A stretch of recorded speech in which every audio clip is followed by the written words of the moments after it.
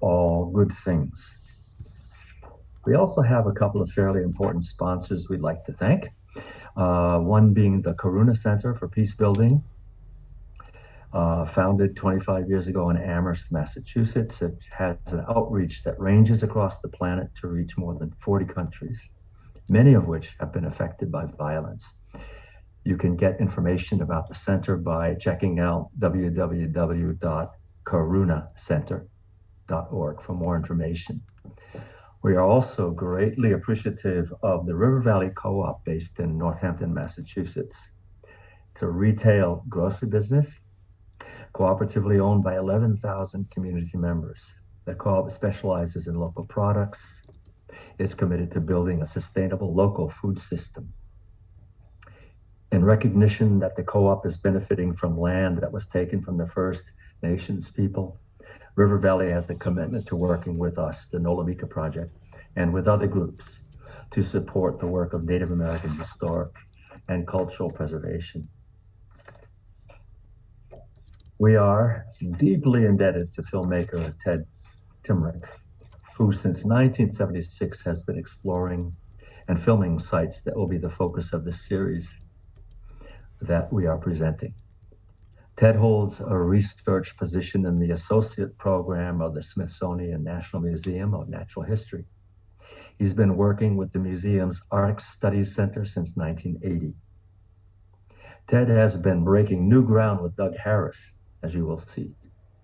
Doug Harris, whom we will meet shortly, is the moving force behind efforts to locate ceremonial stone landscapes and preserve these sites as important parts of our cultural heritage and national treasure. Together, Ted and Doug have blended scientific research methodology with indigenous insights, knowledge, and wisdom to provide us with a unique and remarkable body of work that crosses cultural lines. Our guest panelist is Evan Pritchard, director of the Center for Algonquin Studies. He's the author of more than 50 books. He's an adjunct professor and has taught courses on Native American studies at Marist, Vassar, and Pace. So, during the film, please use the question and answer option as your questions arise. That will give us a chance to coordinate questions during the film, and we will be ready to field those questions once that film is completed and the question and answer session begins. So I'm going to turn this now over to our filmmaker, Ted Timrick. Good afternoon, everyone, and thank you for tuning in to us. This is our third episode of Hidden Landscapes. And in this episode, what we've tried to do is bring native, scientific, environmental, and antiquarian voices together. And besides the information that is in the narrative itself, and of course it's packed, I'm hoping that you will see that the combination of all of these disciplines working together are what we really need to understand and move forward in the idea of preservation. So it's this, there's a lot of material in here, but it's how it all works together that I hope you'll pick up on. So as usual, let's see if we can get the screen shared. To have Doug, Ted, and Evan with us today. Please put your questions and answers in the Q&A, and the speakers will respond. To begin with, Evan will share a graphic he is sure we will all appreciate. Okay, I wanted to comment on the Rhinebeck turtle, as some people call it. And one of the things, of course, is location and how it sits in the environment. And so I'm going to share a screen here. Can you see this? Can you see this? Sorry. Okay. So, yeah, one of the things I noticed when they showed the graphic of the inland sea of the Hudson, I noticed that this turtle was right on the shoreline. So that would have been many thousands of years ago. But also, the position is where many people would say was an ancient boundary. In fact, during colonial period, the boundary between the Wappingers and the Mohicans was within walking distance of the Rhinebeck Turtle, just to the north. But also the east-west position of it seems to also have been possible boundary. That's like to say that ridge, and so it may be at a corner. So let's believe that was kind of a boundary marker because it's also that is still a fairly low latitude compared to most ceremonial cairns, the ones that, for example, have the lighting stone facing certain directions. This one doesn't have that.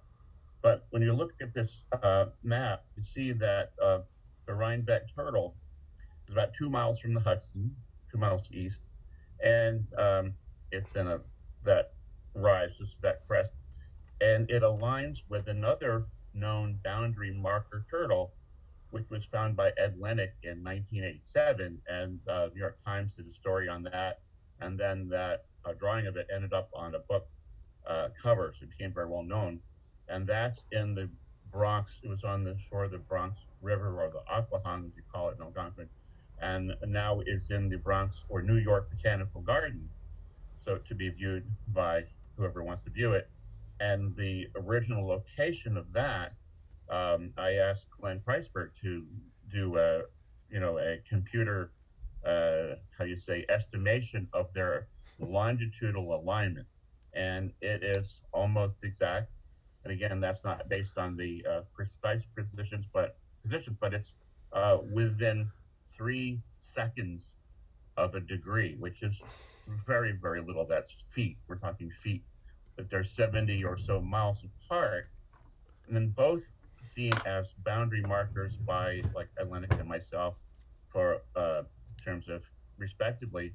That would kind of make sense because I often believe that in the early days of the Munsee, which according to archaeologists comes suddenly to form about 1000 AD.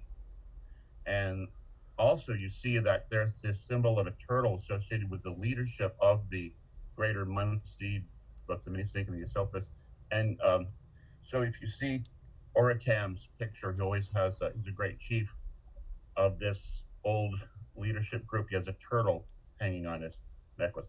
So that's one part of it. I believe that turtle, the symbol of the leadership and of these early Proto-Munsee people. And both of these turtles are in alignment, but also along this line. I mean, this is, like I say, within 3 seconds of a degree, incredible precision. However, along the line is a couple of other interesting sites, so that should be noted. And I know, Ted, you mentioned that there was a parallel line, which you may want to comment on, but in coming up in the next movie, so that's a segue. But also I want to say that the Bucks County squarish cairn has the small stones on top, and this one also does too, or did have. So you can walk up on the Rhinebeck Turtle easily and then stand on it comfortably because of the small stones. But we've never mentioned that there's an Elizaville quartzite kind of intrusion here, and some of the stones actually have what I call racing stripes, that 1-inch quartzite kind of line going right through a stone, making it all the more amazing because we know turtles don't race. But that's my initial comments, and like I said, I think it's a great movie with or without me, and proud to be a part of such a special film.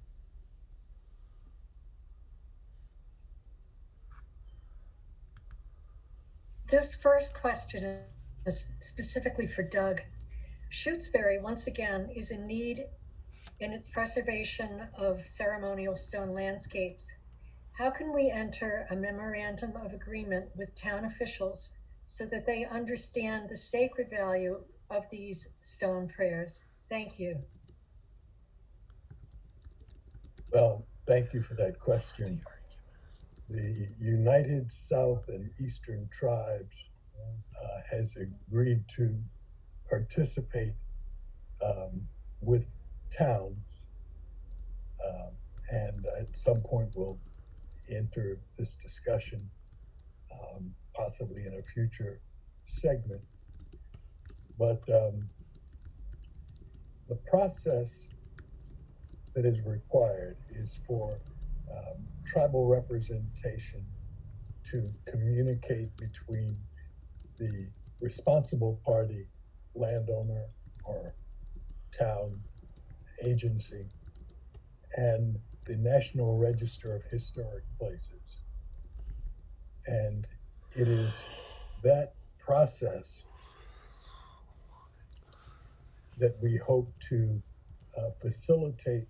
We have an attorney who has stepped forward, Attorney Peter Vickery, and the United South and Eastern Tribes Executive Director, Hitchkey Carroll, has agreed that United South and Eastern Tribes will serve as a broker between towns, landholders, and the National Register of Historic Places. We're working out the details of how that will function through a memorandum of understanding. So at some point, we will give you, the public, the information as to how to reach Kitchkee Carroll and the United South and Eastern Tribes, and they will facilitate towns like yours in protecting.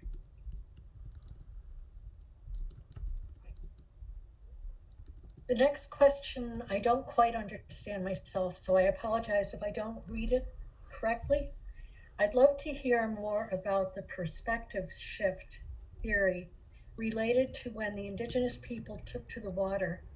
There was one interesting geometric suggestion in an artifact. Wow, I guess that's thrown to me.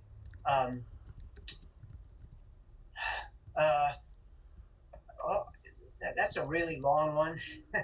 And all I can suggest is that I've got another film coming out that specifically covers the maritime revolution for Native Americans in northeastern North America.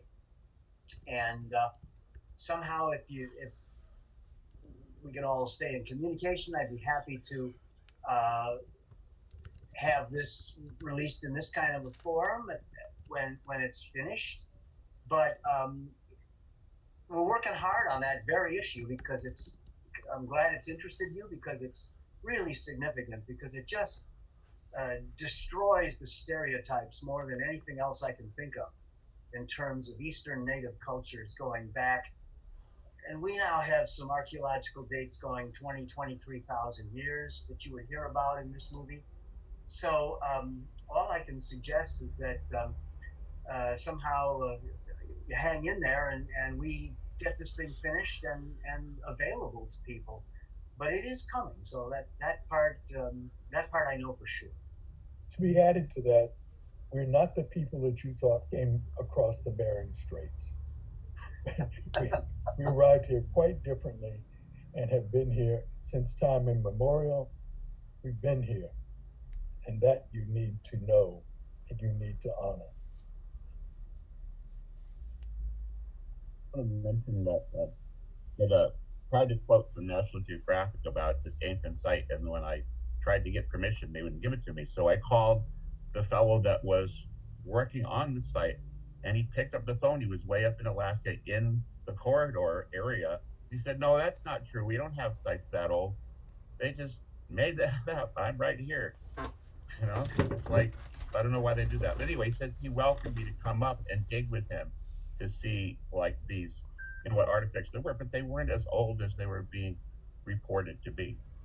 And I could add to that, in the since we're in specifics, that Dennis Stanford from the Smithsonian has been holding for some time that the age of any Clovis points that you find in Alaska are much younger than the Clovis points that you find on the Atlantic shores of Virginia.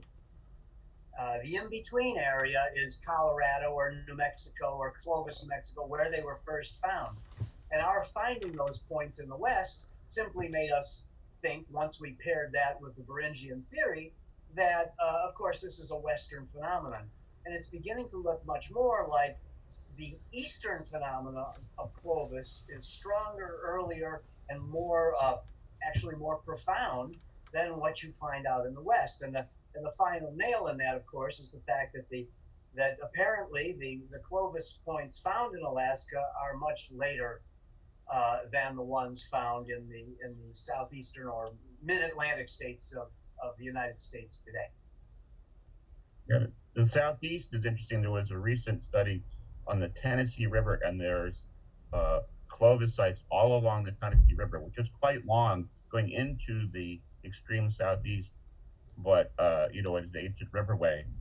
And so, it indicates that at least some of them had boats, by the way, in my summation of that whole study. Tennessee River. Well, I'm also reminded that by this film we've just seen, that we were at the north end of the Susquehanna River in Pennsylvania.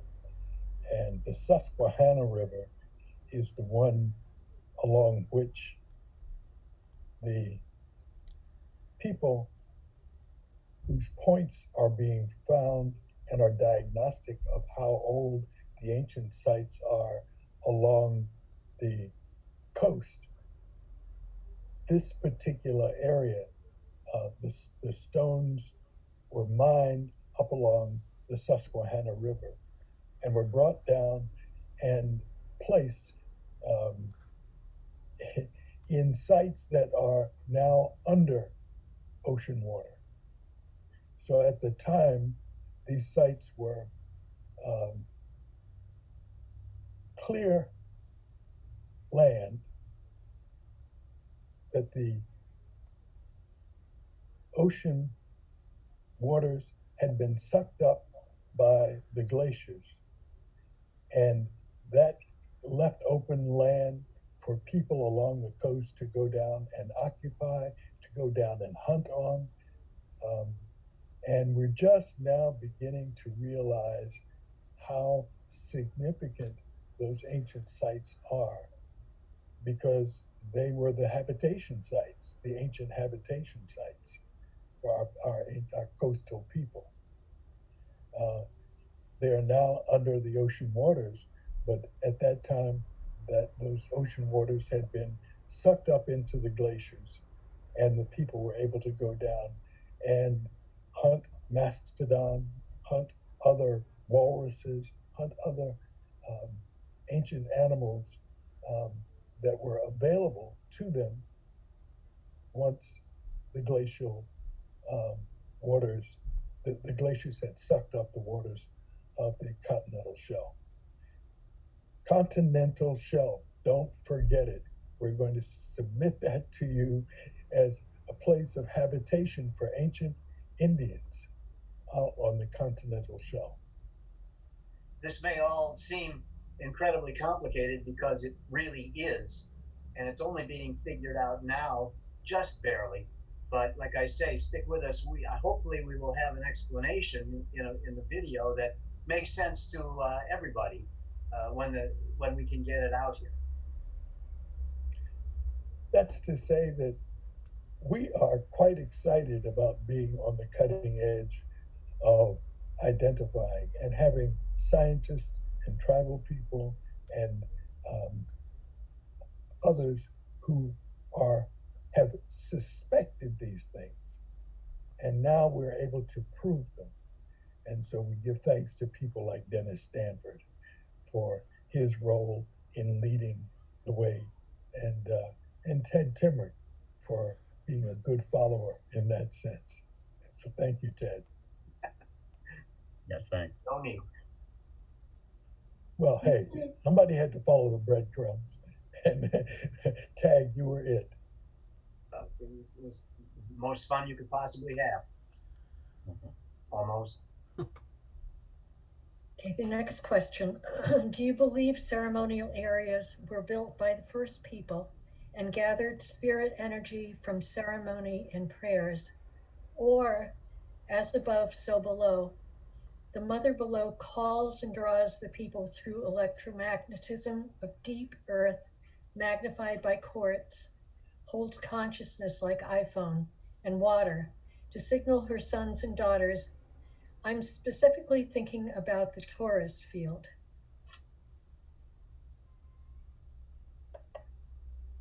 I think this is the point to say, wow, okay, what you just stated is a major revelation, and it reveals some of what um, we resist attempting to articulate, because to articulate it in contemporary terms um, often brings us to a point of disagreement, because what some of us experience and what some of us believe scientifically is being encountered may be very different or may be exactly the same.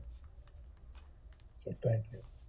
I want to say that in the film, one of the most interesting moments for me when the Tlingit were speaking their language to the land and to the killer whales, and that the killer whales understood the language and brought food. And I have to explain that, while Ted and I were filming that segment, it's hard to divide the objective scientific from the shamanic in this case. So I was having fun and making a break, and even though it was clearly a Muhlenberg mud turtle that was being depicted in that turtle, I have no doubt that's a very ancient form of turtle, and yet her favorite word of mine is takvak in Mi'kmaq. Well, and many Algonquin languages, that means painted turtle. And I didn't think anybody was really listening, so I was making this little ceremonial, like, thank you, Tequaco, Walal and Tequaco. I said it many times. As we were taking a break, maybe Ted was tired, whatever, I don't know, changing film, but I started doing this. And so I saw this painted turtle coming out of the leaves, and Ted saw it too. And so I went over and picked it up, and lo and behold, it's in the film. So yeah, it wasn't staged at all, and that's that. It's anybody's thinking. It happened, and I'm a witness to that. But the fact is, I'd admit that I may have something to do with it. If you believe that, the Tlingit story, then maybe you believe that, an Algonquin guy talking to the turtle spirit there in Rhinebeck would actually somehow result in a painted turtle. But maybe it's coincidence. But we say, that our ancient languages have tremendous power, because these words, according to our belief system, were developed by Glooskap by asking these animals and plants what they're for, and they would tell him, and then the name would become part of that identifier as to how to best use these friends, these resources. And so whatever is in the word Tequaco means something. Painted turtle probably means a lot more than that. And he showed up. So it's certainly totally spontaneous and sincere, and maybe a touch of magic. And we don't always do a very good job of deciphering the difference between magic, shamanism, and science. We do the very best we can as limited human beings, and quite often that's insufficient for the intellectual minds that are asking the questions.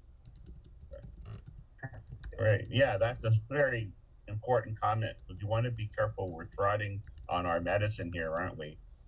And we should be careful that we leave it intact for 7 generations. So I never try to sum up or put a cap on anything.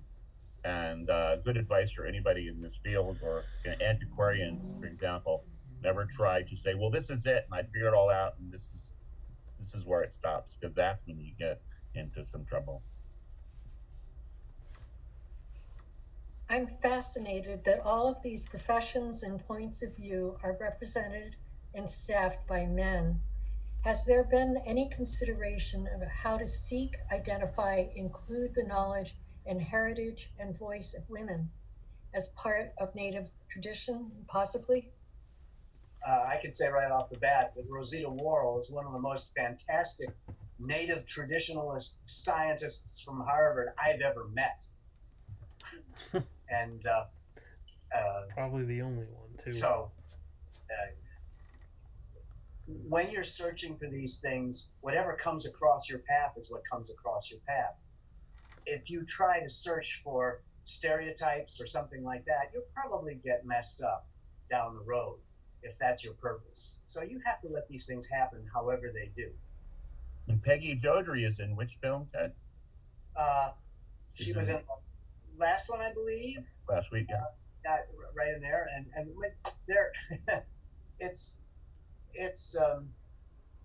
I don't know, the respect for different opinions that come male, female. We personally, I don't want to sort that out. I want to wait till it comes to me or across the bow of my ship, whatever it is, and then follow it wherever and from whoever. Yeah, Peggy is one of the scientists in this world that I most respect, and I have brought her to some, how you say, sensitive sites, trusting her respect for the sensitivity of a site, which I won't even mention in this broadcast. But and she brings a great deal of science to my understanding.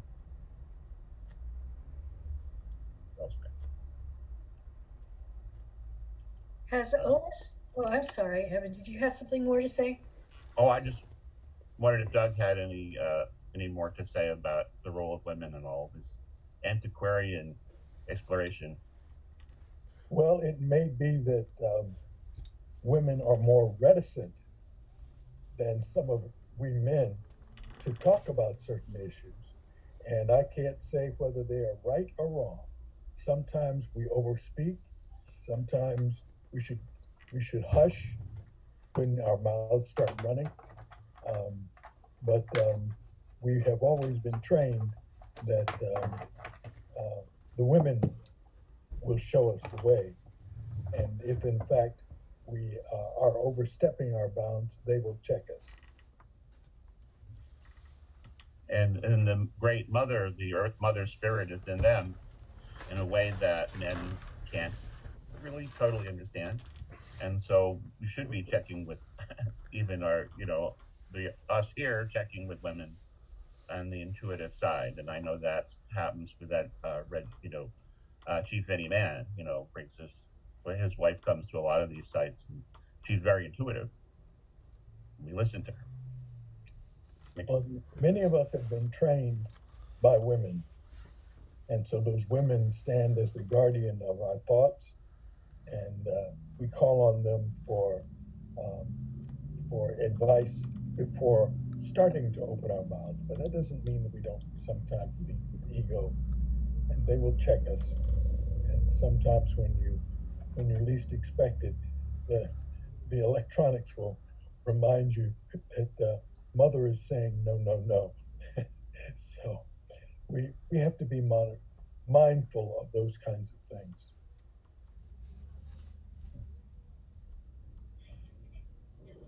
Has the OSL methodology been used to date a Northeast ceremonial stone landscape?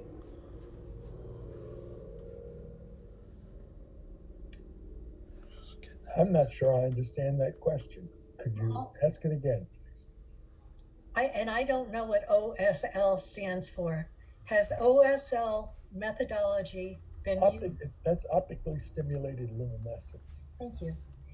Has been used to date a Northeast ceremonial stone landscape? We are currently working with scientists to figure out which of the dating systems is the most appropriate and the most respectful. OSL is optically stimulated luminescence is one of the ones that we are examining, but there are other methodologies as well that we are looking into.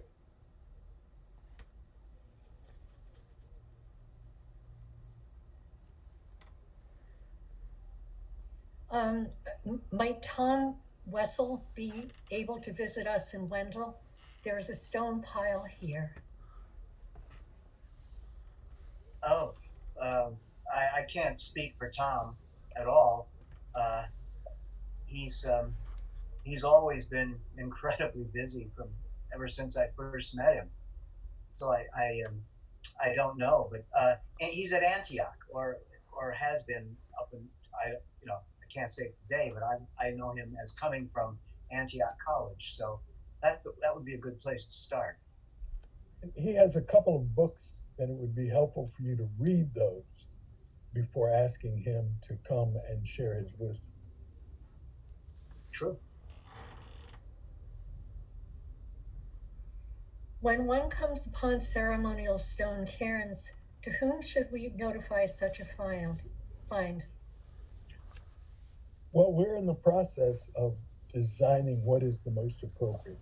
If what your goal is to have that, and pardon me for, I don't use the term cairn, Manatu Hasanash is the Algonquin words that I use to describe what a cairn is to some people. Cairns are the description from Scotland and Ireland. And if you were in Scotland and Ireland, you'd be most appropriate. But since you're in Algonquin country, we prefer that Algonquin language is being used. So Manatu Asunash, spirit stones.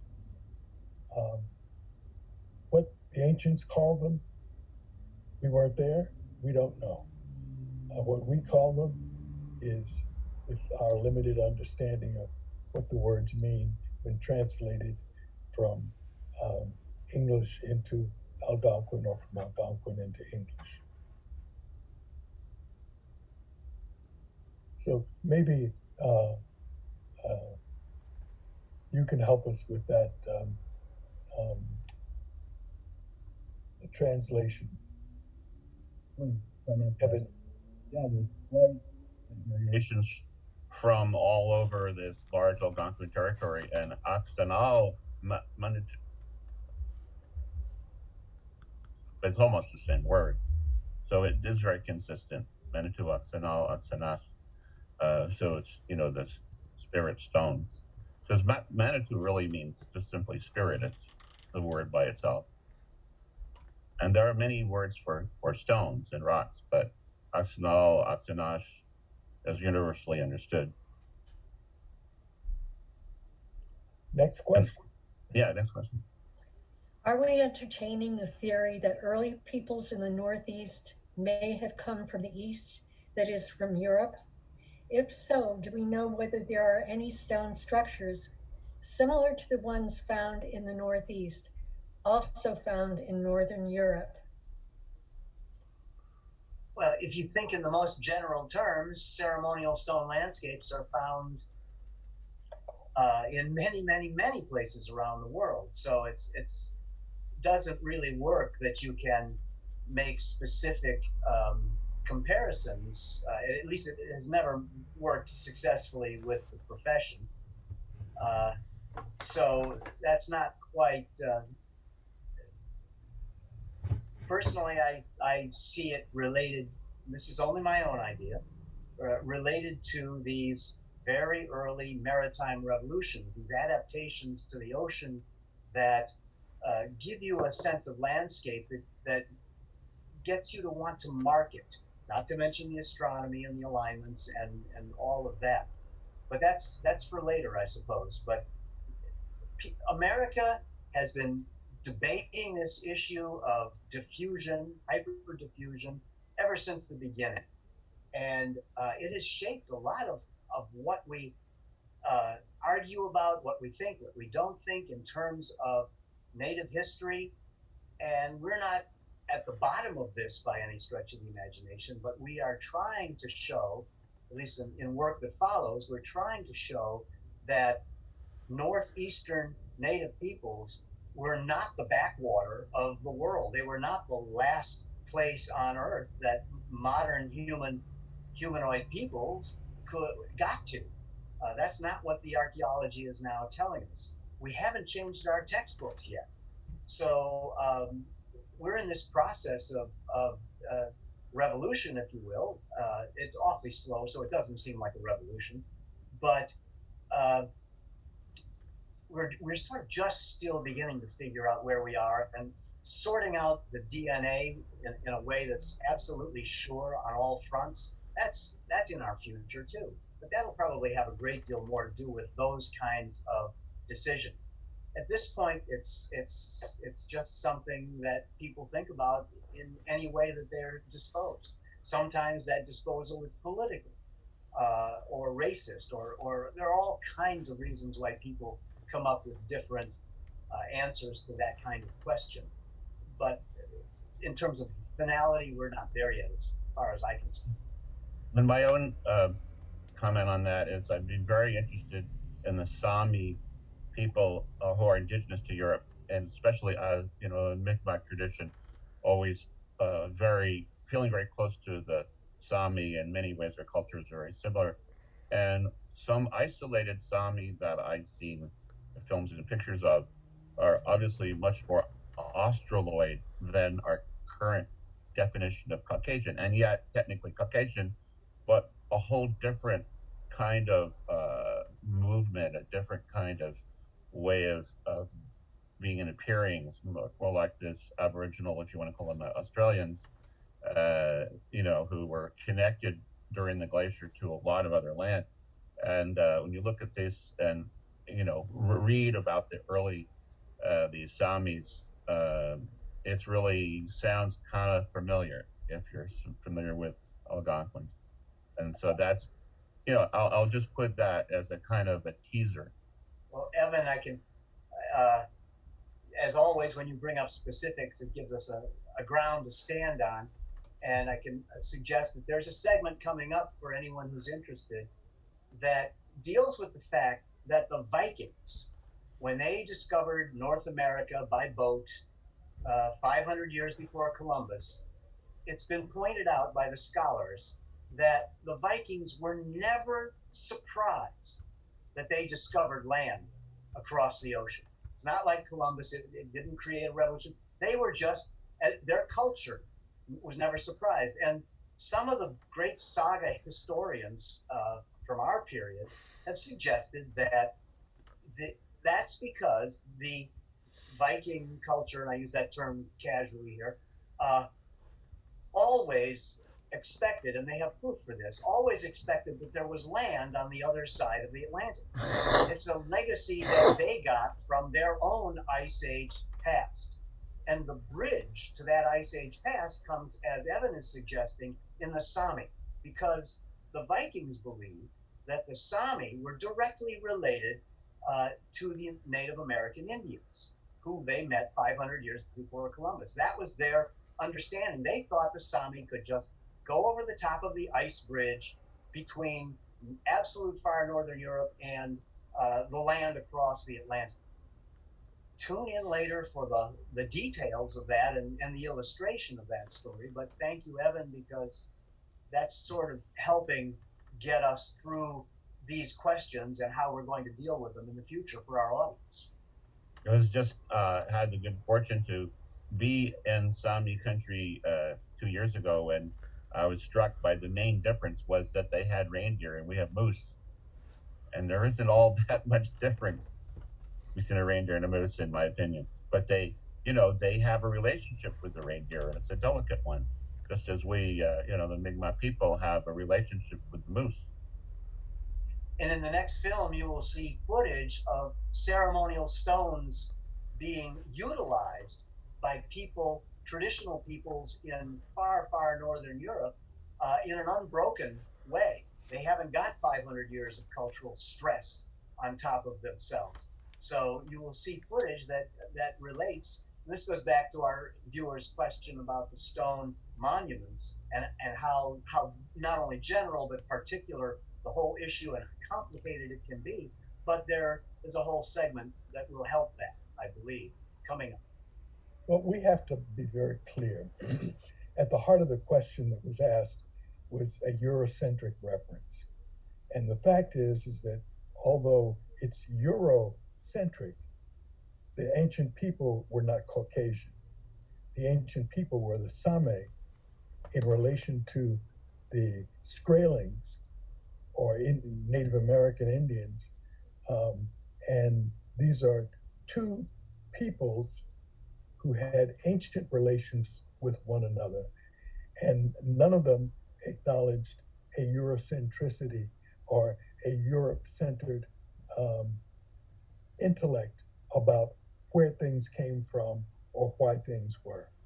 It's important for us to recognize that the Europeans that we're talking about are the Same, the northern Indians of Europe, who are the Aboriginal peoples of that part of Europe. When I was up there, I got a little lesson in yoiking, and we did experiments where the yoiker was able to transmit an animal somehow, and we all knew which animal associated with the yoiking. That doesn't sound very European to me. And yoiking is a form of chanting or singing, or it's a song, like, but just the sound somehow embodied the spirit of an animal that we could actually identify, and you can't explain that rationally, but amazing experience. And we have to keep in mind that we're talking about cultures that live at the very farthest northern reaches of the subarctic, where we haven't put very much energy at all into researching how deep, constant, and vital the connections between all the peoples around the circumpolar globe just below the Arctic itself are. We just don't know. I mean, we've had many hints of connections, but it seems the more we look at it, the deeper those connections are, and the longer and further back they go. And once again, to go back to an original great question, it's about maritime. It's about the ocean. It's about hunting the edges of ice at the tops of the rims of the oceans were some and continue to be some of the richest, most diverse environments that humans can hunt in anywhere on the globe. And there's no reason to imagine why people would not be on those oceans, on those ice edges, taking advantage of the easy hunting that all of that represents. Well, I think at the heart of the killer whale story is much meaning for all of us, that the ancestor, the elder woman, spoke in a respectful manner to the killer whales and asked for what she needed. And they understood her and brought her a seal and nosed it up to the beach for her and her grandchildren. We cannot forget that. That is the old way. That was the old way when the ancients knew how to talk to each other and respectfully did so. We have forgotten how to talk to each other. We see animals as objects, not as fellow spirit beings. We'll learn. And we're just lucky to have the stories that go with that we can still save for people who come after us. When I was younger, there was some very old native people who I saw talk to animals. It looked to me like the animals understood and responded, but a lot of time has passed, and I see less people able to have that kind of powerful communication with their fellow animals. But I hope that somehow that will not be lost. But again, it's a cultural a cultural difference, or evidence of a deep cultural difference, and I respect that difference. And there's a different concept of nature, and the word nature does not, you will not find that in most Algonquin dictionaries as a word to translate, because they wouldn't really understand it, because it implies a separation between the humans and the animals, which is what we didn't want. And so I also then studied like the origin of the word nature in European languages, and it turns out it didn't start out as what we think it means to be born of the womb, and that someone who lived in a certain territory would be called, a native of that, because they were born from the womb of that land. But then about 1500 AD, that word's definition started to change, and started it kind of twisted into like, okay, that's outdoors and we're inside, which we don't even recognize so clearly in living, someone's living in a wigwam or wigwam. So the word nature has evolved or been developed or industrially stamped out for us in very recent times, about the time of Columbus. So think about that. That's kind of opens and bends one's mind at the same time. And I could add one more small complication. It's only relatively recently that we been reborn to the idea that maritime animals like killer whales and dolphins and that these creatures have a special ability to communicate with themselves. And for decades now, we've been learning a little bit at a time that we might be able to understand it better and better. Think about during the Ice Age, 15 to 25,000 years ago, when humans are for sure adapting to the ocean, they are picking up speaking with animals of the ocean, and there must have been some kind of a change between that kind of information gathering and the information you gather from land-based animals. And that creates differences in culture between sea peoples and land-based gathering peoples. So all of this begins to percolate into civilization and changes, but only as we learn these things can we reapply it to the past and be a little more forgiving and a little clearer about what they may have understood and how it could have affected them. In the Mi'kmaq language, there's a word espedek, which I wish we had a word like this in English, because I think our whole history would have turned out better. But espedek means that species over there is more advanced than ours. And that's the word applied to the humpback in particular, but dolphins, cetaceans of all kinds, dolphins, whales. But the humpback turns out to have like a great deal of respect from the native people. And the more you study humpbacks, I'm not going to go in hours with the humpbacks, but they're like yogis. They can control their breath, their bleeding. They control their bleeding. They travel from the Caribbean every year up to our main people, and they can communicate over great distances, and we believe telepathically. Super intelligent, we think. We say they're from Sirius, but I can't prove that. But the thing is that the humpbacks are really kind of regal amongst cetaceans, and that's ones we often think of. In fact, there's a Micmac hieroglyph. I do believe the hieroglyphs are ancient of the Mi'kmaq. Leclerc wrote them down, and there's one for the humpback. And I just want to say that when I was back in the 1950s, when I was a little tad, my mother embroidered that symbol on my blanket that turns out to be exactly the same symbol from the ancient hieroglyphs. However that happened, I'm not going to say, but I think a lot of people try to preserve whatever it was that they managed to receive through the generations, and we definitely have that link to the whales in the oceans. We must never forget that as males exceeded their role, we lost communication more broadly with other species. We began to talk to animals the way we wanted to hear them talk back to us, as opposed to acknowledging, as the women did, that you must deal with them in a respectful manner. And by what you present in a respectful manner, you will gain in return in a respectful manner. The male dominance has been problematic, and we will learn that sooner or later. Great, very important. I want to mention the story of Hobomok is taught in Connecticut.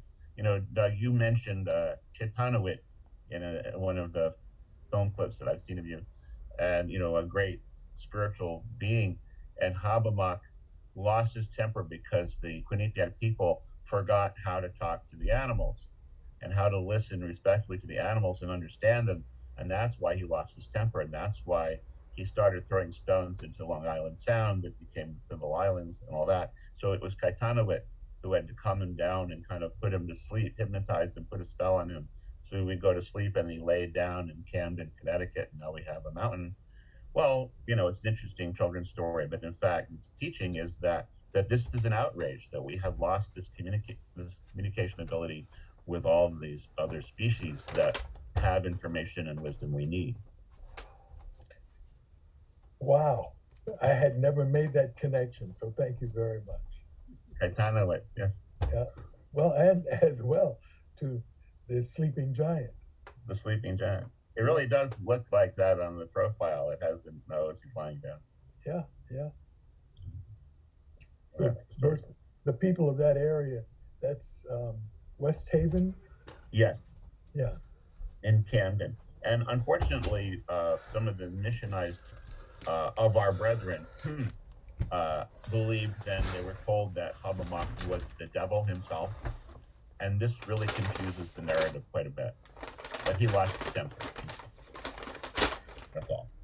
Well, I think once you come up the Connecticut River to the Turtle, and you find that it is Hobbamock who was called to by the people to address the fact that the turtle was not only eating up all the fish, but was eating up the humans as well, they called on Hobbamock to resolve that issue. So Hobbamock could not have been a devil if in fact he's being called on by the people to resolve a devilish issue. Exactly. I believe that his name refers to tobacco because hobo is the pipe and mock is food. So I believe that Hobbamock is food for the pipe. And that's always sacred. Tobacco is always sacred. But again, this is my, theoretical interpretation. I'm not standing by it, but it's speculative. Glad you brought it up. I'll stand with you. Okay, brother. Uncle. Are there any other plants or trees that are associated with Native American ceremonial stone structures? And are there specific directions that the turtle mounds typically face?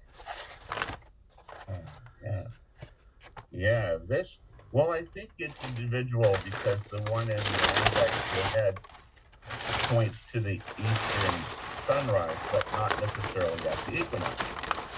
At one of the other dates, I think it's one of the May-November line dates, but it definitely faces the east. And that's also representative of the lodge. Often the door will face the east in some cases, or in some cases the south. But the trees, always cedar. There's always we were planning, our ancestors always planting cedar in any sacred place so that their grandchildren could enjoy them. Think about that.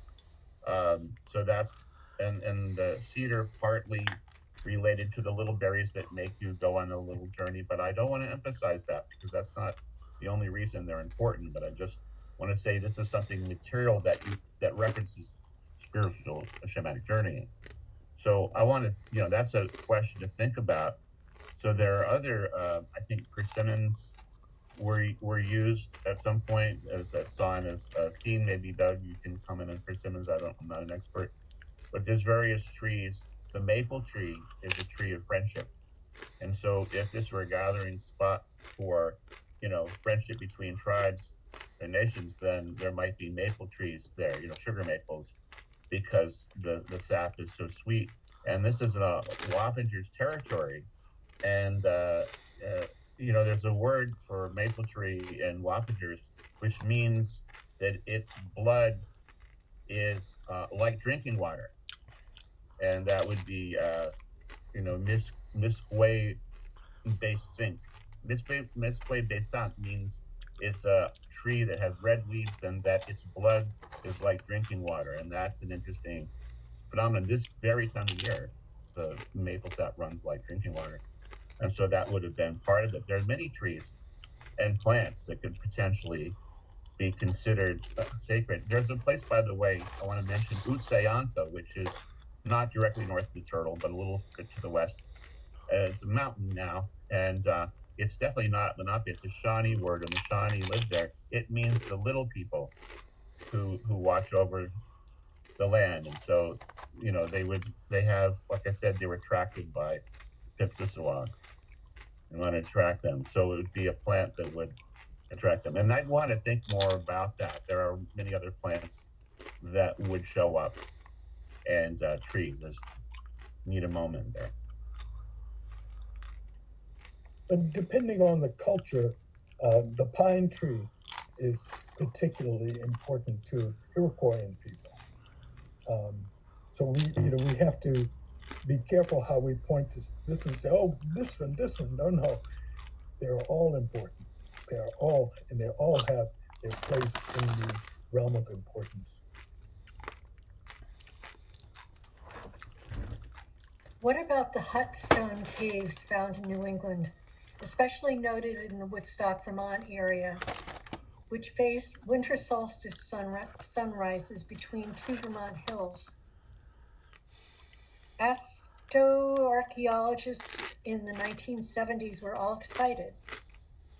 This has been fascinating. What do you have to say about these?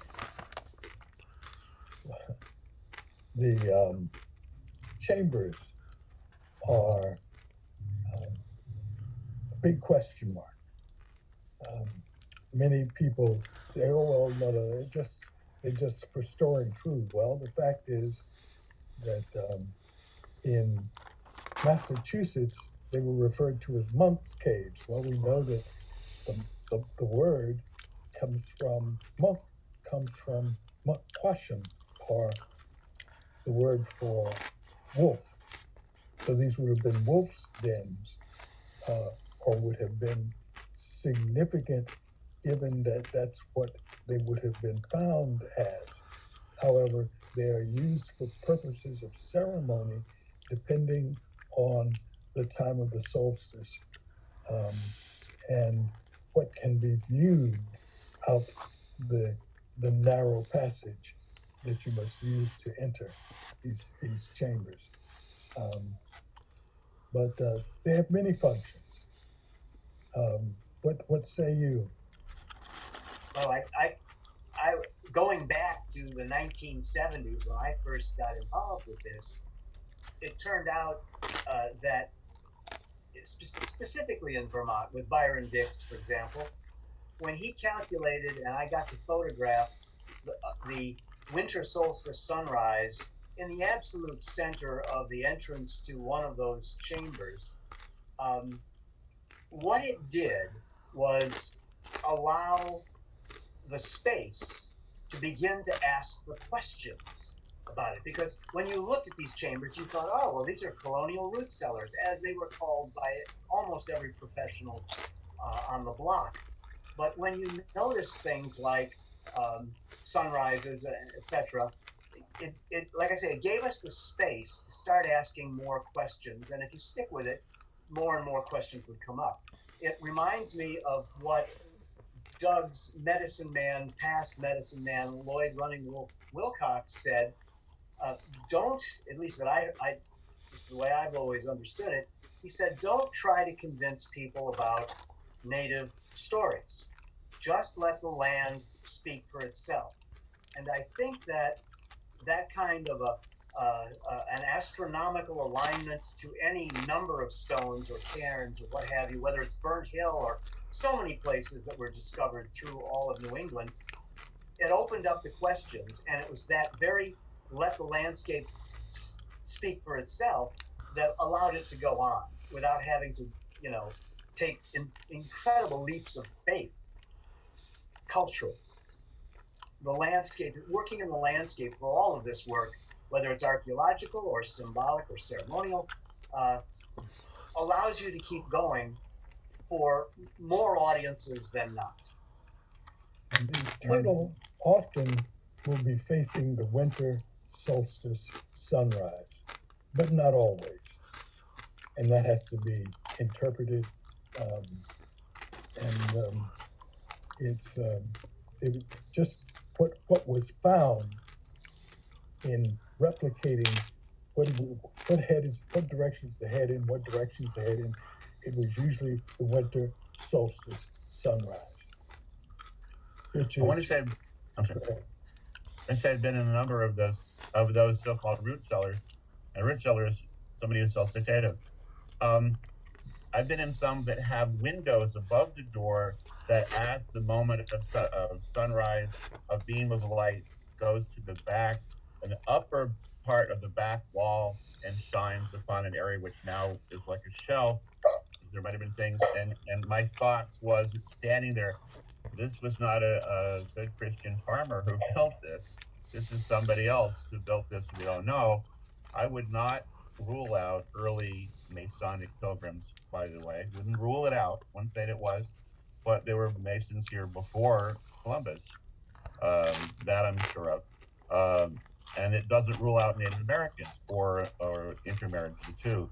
But it's definitely struck me as somewhat pagan, if you use the broadest sense. Somebody who had an earth religion, an earth-based religion.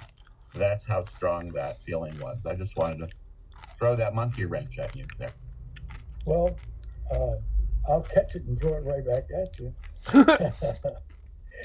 I don't perceive it as a monkey wrench. I think that what we have to do is to acknowledge that a lot of the chambers either have things that we don't understand, and in some instances that may have to do with star alignments. And so many of the stories that we have yet to fully understand come as a result of star alignments. And I've encountered that with, well, they weren't Sami, but they were northern Algonquin peoples who came to a ceremony where there was discussion of the stars and the Iroquois songs about the stars. And when these men, it was a medicine man and a chief from the northern peoples of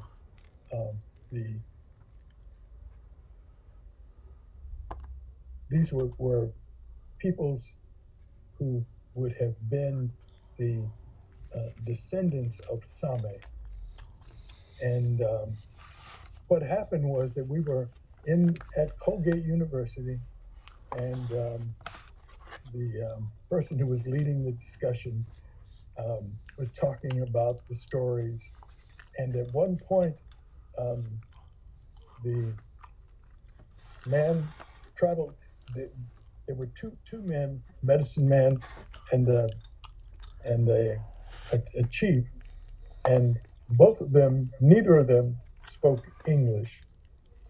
One of them spoke French, and so there was a translator who could translate from their indigenous language into French, and then from French into English. And at one point, they said something, and we then all stopped, and it was translated to say, "Stop, go back." And we stopped, roll back this particular sky platform to get to the dog star. And they identified the dog star as one that was significant in their culture, and that there was a song and a dance that had to go along with that. So they with a hand drum and the voice, they performed the song and then did the dance. And that was in their culture, what you had to do when that was a given acknowledgement. So there's a lot going on that is ancient that we don't understand. And the placement of an opening in a chamber could be for sunlight, could be for the perception of a given star being. We have our main type of structure of the wigwam has what some people call a stellar aperture or a celestial aperture at the very top. It's a hole in the top, and that would be mostly the circumpolar stars of the North Star. So I believe that the North Star has particular significance and power. However, in the hieroglyphs, the main star really is the morning star. And so when across Algonquin culture all the way out west, you see this words and symbols in ornamentation. You see star symbols. Some of them have been identified as, I think it's true, to be the morning star. And my adopted elder grandfather was Ojiguano, whose name means morning star, and the morning star shone through the window in his cabin when he was born long ago, over 100 years ago. And they knew that he was going to be a spiritual teacher because of that. So he kept the name Ojiguano his whole life. Well, we're running short on time. There's so many good questions here. I'm going to read two of them.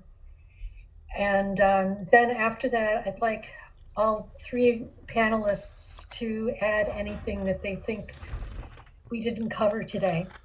First question is, are there Canadian connections for analyzing pre-Columbian populations? Since the national border won't have been a factor at the times of these constructions, parts of Canada must be investigated too. Yes? Is that right? Yes. Absolutely, and it is being investigated. Yeah. Absolutely. Labrador is Canada. Labrador is definitely Canada, and that's the best place that I know of where ceremonial stone sites have been found that are 4,000 to 8,000 years old that absolutely were not built by colonial farmers. No graffiti either. Right. But yeah, Algonquin, there's an Algonquin Park, and there's a tremendous area of rock that has been covered with petroglyphs, and there's a museum there. I recommend people go to. And the thing is that even natives and historians don't really claim to understand all of it. There's a lot of different ideas about what it means, but they're incredibly beautiful petroglyphs. And that's near Algonquin Park, Peterborough, by the way. Peterborough petroglyphs, and that's in northern Canada. Also, Manitoulin Island will be brought up, I think, in these stones. It is very profound and moving to hear that the First Nations people are finding scientific proof of such a different ancient story than what has been taught in U.S. schools for our lifetime. Thank you. What are the implications for our First Nations people today? You suck, Diane. Well, you raise a very important question. Who you call First Nations people, the indigenous peoples, are resistant to sharing knowledge because it has been abused in the past and it has been exploited in the past. So everybody wants to turn out a book. Everybody wants to make $1. It's the American way. However, there has to be a partnership between those who control the land and those who have an understanding of what must be protected on the land. National Historic Preservation Act says that we must all have a relationship, whether it's the State Historic Preservation Office, the Tribal Historic Preservation Office, or the public. And when it comes down to it, the public has to stand and protect what is ancient on the land. I want to thank you. I want to mention Robin Wall Kimmerer's work. I don't know if you've read that, Doug, but I've met her. Yes. Yeah. Robin Wall Kimmerer has two major books that are very sensitive to the native view, and she has Onondaga connections, and it's like gathering moss and braiding sweetgrass. But there's also a little known article she wrote in a science journal way before that, talking about, maybe it wasn't before that, TEK, traditional ecological knowledge. And that article really changed things because that spoke to the scientific community directly in their own language. And so I was giving a speech in Canada at the CUMIC, and I had just read this and really excited about this very technical article that explains how, the Aboriginal people have, very significant and unique views of the natural world. And so I mentioned there ought to be a department of PEK here in Canada. And it happened that one of the leaders of the Parks Canada Office of Government was in the audience. I didn't know. But they went off and started a department of the government to study and understand and promote the idea of traditional ecological knowledge, which exists today. So that's from my personal experience. And so I have to give credit to Robin for that insight. She's very open-minded about, different cultural perspectives and how they might be separately valid. Well, the Advisory Council on Historic Preservation has begun to acknowledge that same perspective. And so we owe that to Robin and to you. Thank you very much. I could add a small avenue to this, not speaking as a native, and something that I've had to balance through my whole career. And it goes, I think one of the key elements that has to be dealt with is how long native people have been, or humans have been living in the northern and southern western hemisphere. And this is an underlying thing that winds up in every newspaper article, what have you, every argument. And from the native point of view, it's time immemorial.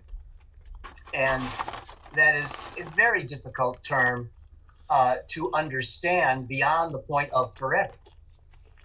And I've had to, crossing science and native perspectives and trying to balance these for many years, the way I've come to look at it is that, to me, this age, this date, this American anthropology has been trying to pin a date when the native people came here. It used to be right over the Beringian land bridge, and it's evolving now. We can go into that much later, but it's always a question of a date, and it's always been pushed back. And I refer to it as a glass basement, and it cracks every time another discovery comes along. And I have a great deal of faith that it is going to keep cracking. It's just going to keep shattering as we've never had a discovery that's put a cap on it at the top. It's always the discovery that breaks through and adds more years to the bottom, particularly for Eastern native culture, because that's always considered the most recent, et cetera, et cetera. And that seems to be the most wrong idea of all. But to be able, for a general audience, to be able to think of it as a glass basement and realize that it's continually shattering, and we will always come to an earlier date, right down to the point where I think in the future, hominids that we don't even know about are going to finally turn up in the Western Hemisphere. Maybe just a little bone, a finger bone, a bit of a jaw bone, whatever it is, we're going to come to that because it's deep under the ground. Our archaeology isn't anywhere near as advanced as other places, but it's a way to accept time in memoriam scientifically and keep functioning and keep cracking that glass basement and understanding that we will get there, but having the faith that it's always going back to an earlier time. So that's just a sort of like an answer to that question. When I asked that question of my elder about the Beringian, about coming across Beringian, she said, yes, some of our ancestors may have come across the Beringian land bridge, and they were met by those of our ancestors who were coming up from the Amazon rainforest, and we who have always been here welcomed them both. Now that was what that elder had to tell me, and for me, that was the only answer I know to that question of who came first. I want to say that, Ted, and both of you, Doug, that at some point we discussed, like, what is the living, evident connection between the extreme East people and the extreme West people in North America. And in fact, there is, and it's quite kind of obscure, but some of the most respected linguists have found a match in the way that vowels are pronounced among Tlingits and others in the high Pacific Northwest, and our Mi'kmaq and most ancient Eastern Algonquin people. that it's in the sound of those vowels. I can't make those vowels. I can speak our modern Micmac or whatever, but the vowels that the real old elder speakers speak here in the East is amazing. It's swishy. It's magical. I don't know how else to say it. It's beautiful, musical.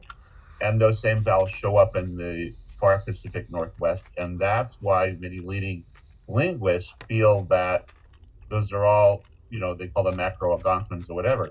And I've spoken to leaders of, once in a while I get to meet leaders from some of those Northwest tribes, and they're very proud to be part of the Algonquin language family. There's a link.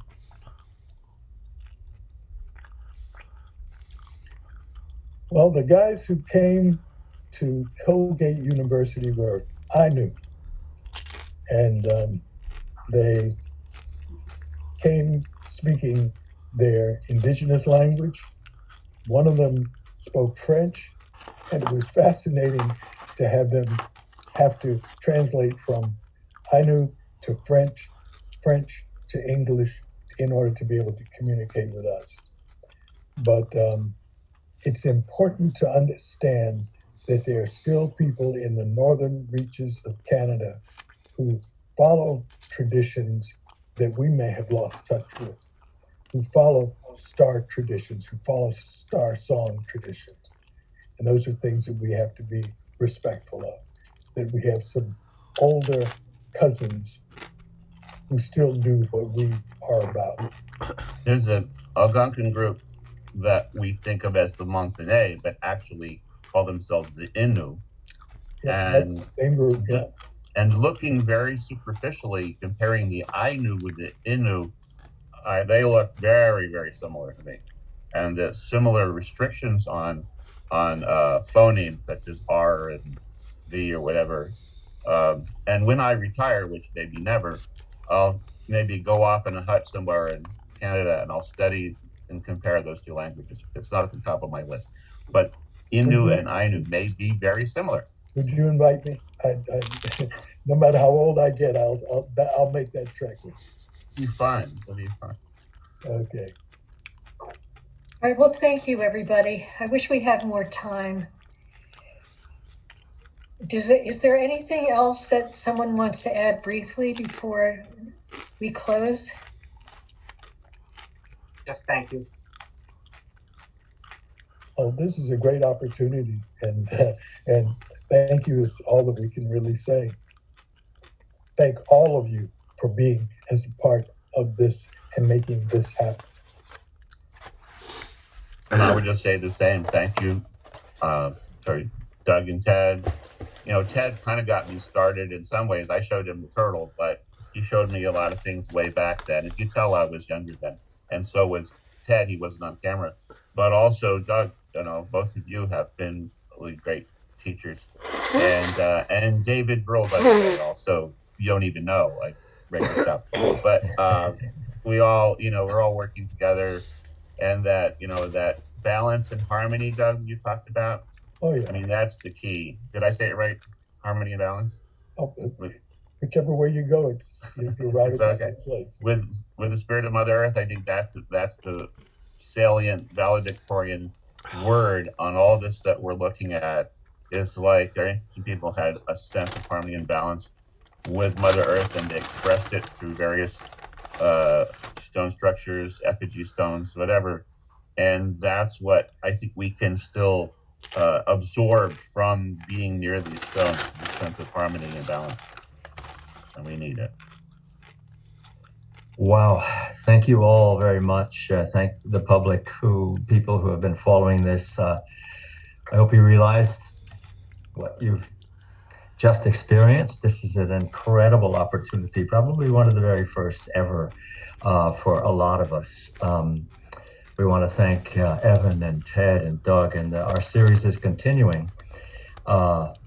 We will see you next week, and I hope that Evan will sit in with us, but as a listener anyway. But we will be having the former Tribal Historic Preservation Officer Tim Mentz who will be our guest panelist. He was the Standing Rock Sioux of South Dakota, our nation's, the United States, first tribal historic preservation officer.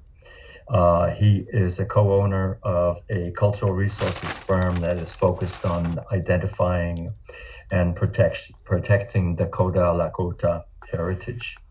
That film of Ted's is called The Devil's Footstep, a new vision of early Native life.